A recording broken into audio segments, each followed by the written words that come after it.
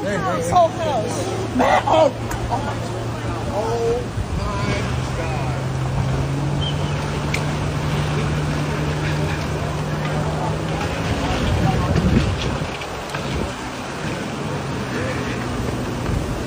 The whole house.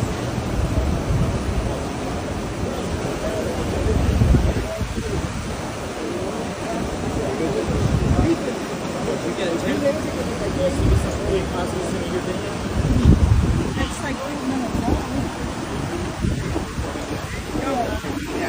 But I've been recording for 8 minutes. I just added it down. Okay, yeah, I'll give you my phone. Do you want to know?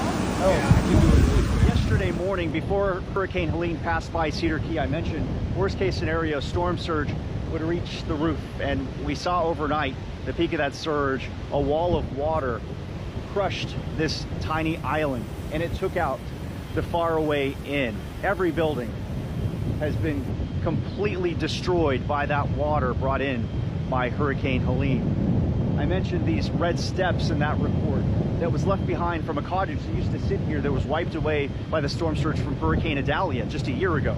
Now Helene's storm surge has taken everything else away. The only thing you can say about this storm surge is it's historic. It's something that has never been seen before in living memory by people who live here on Cedar Key. So much is going to have to be rebuilt after this storm. It's 1 a.m. and I'm outside Tampa General Hospital and the seawall is holding strong. Love that. God bless all these people in there.